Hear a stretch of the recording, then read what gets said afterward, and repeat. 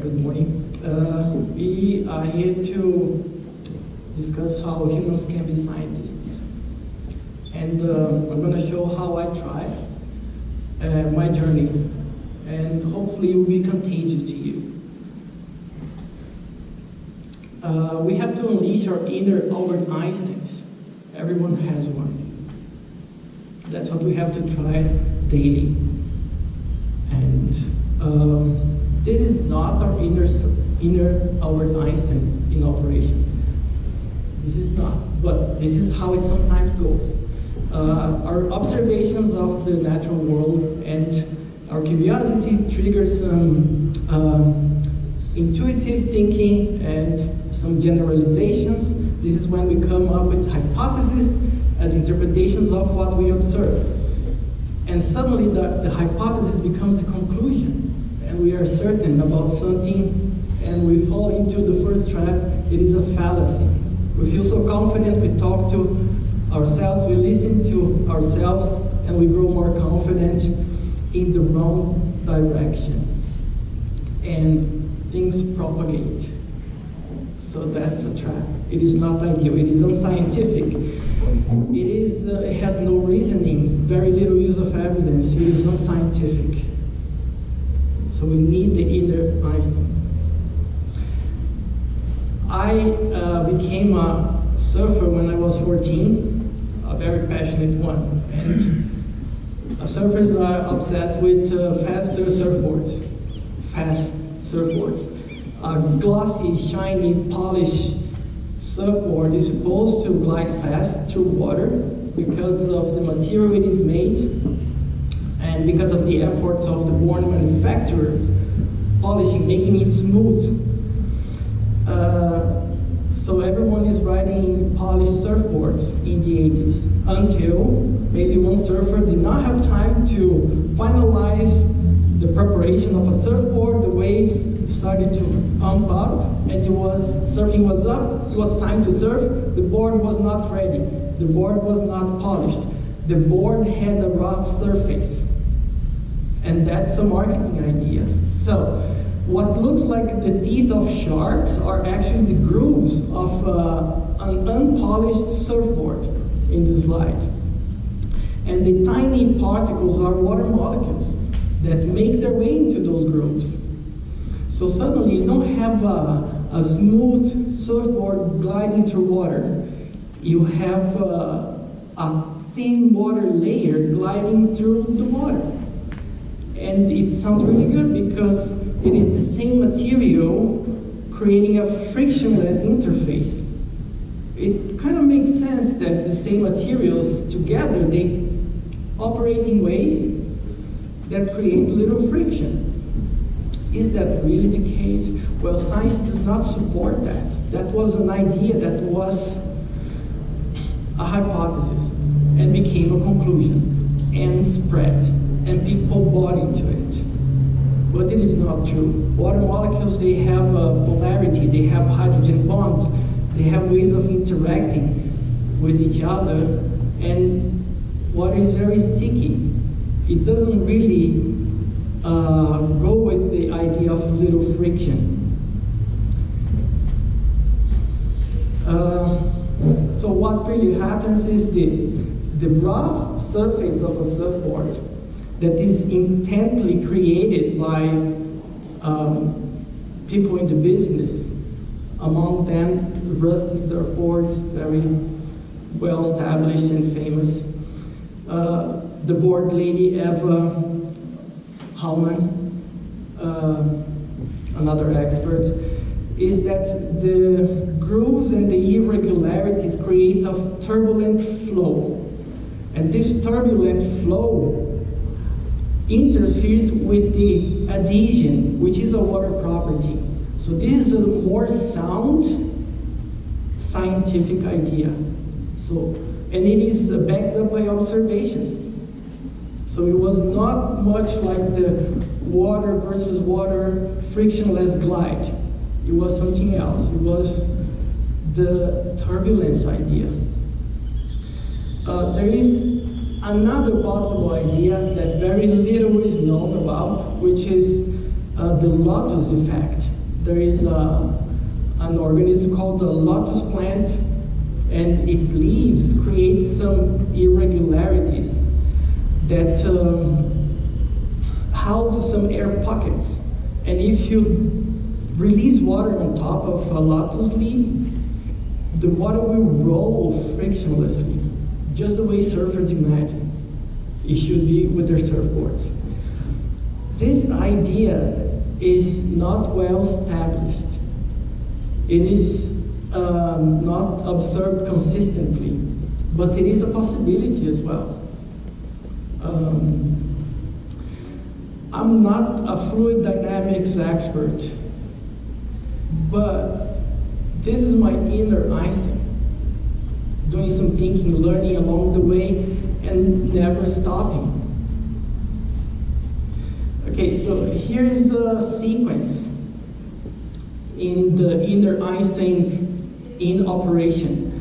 The observations and curiosity trigger an interpretation. Now, an informed interpretation, and eventually some exposure to other people's ideas, some conversations.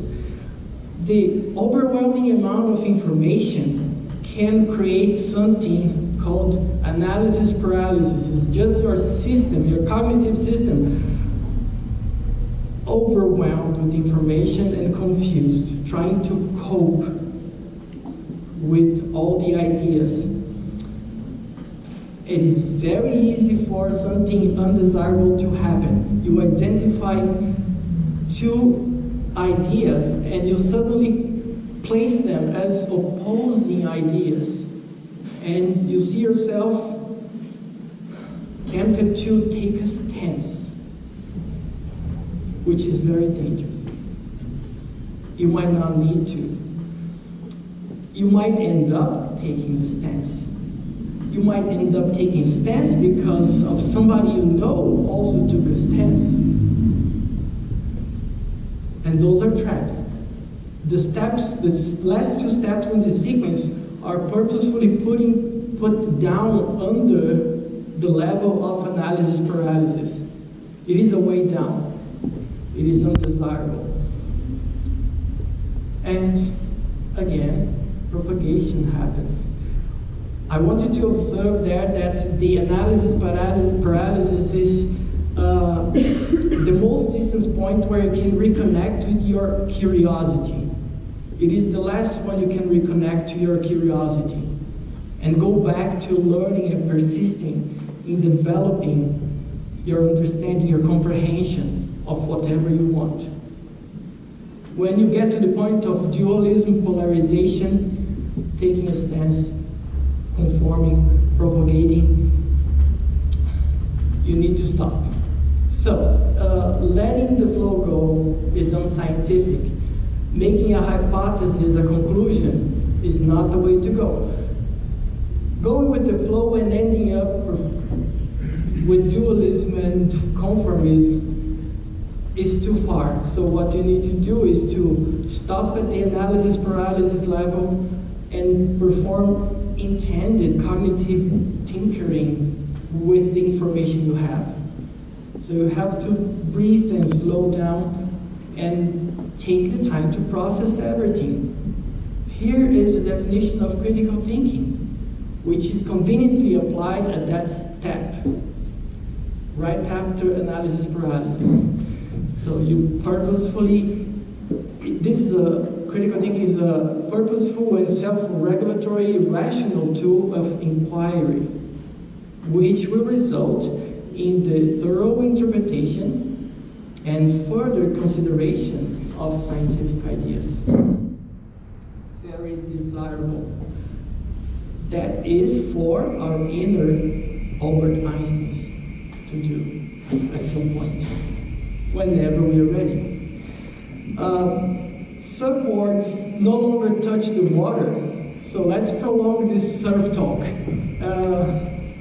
Surfboards now, they hang on top of the water, sustained by a wing or a foil that goes underneath. This is good because we minimize the surface of our our watercraft with the water, also minimizing the friction. So, the foils are still sanded rough for the turbulence to happen and decrease friction. But now we have another idea to explore, which is the lift, which is the idea of lift. Airplanes fly, and people have a hard time explaining how that happens.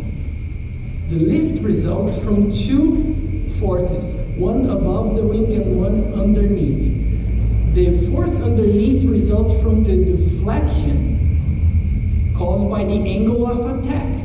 So if you tilt the wing and move it forward, it will hit the incoming air, pushing it down. As a result, the aircraft will float in the air. There is the force from above, which is the Bernoulli's principle. Bernoulli's principle is observed as the increase of the speed of the air above the wing. How that happens, it is hard to tell. People have a hard time explaining, talking about it, and understanding it. But the faster moving air above the wing mysteriously reduces the pressure. And this reduction of the pressure causes a suction of the aircraft. So there you have the lift caused from the upper part of the wing. What is frustrating is that no one has a way to tell to what extent each one is important. In isolation, they both fail to explain how an aircraft flies. There is also an additional piece, which is the length of the wing, the distance between the distance between the leading edge and the trailing edge of the wing. The wings have to show a minimum length for the flight to materialize. And that introduces the idea of center of pressure, and things get even more complicated and fascinating, by the way. There are fallacies along the way. For example, when the parcels of air are separated at the leading edge, some people thought that those two parcels met again at the end of their distances at the trailing edge. Well, that's not true. That's a fallacy that for a very long time many people went with. So what we need to do when we start to get exposed to many ideas is to use our intuition in the reason-based lateral thinking. What we need to do is to reach the state of independent thinking and motivation. Because this independent thinking skill is nurtured by our curiosities that we face each day. And this is an important mindset, the analytical mindset for strategic innovations in our society to be implemented. We depend on those. That's how we prevent problems. So try daily to leash or unleash your inner Albert Einstein. Thank you very much.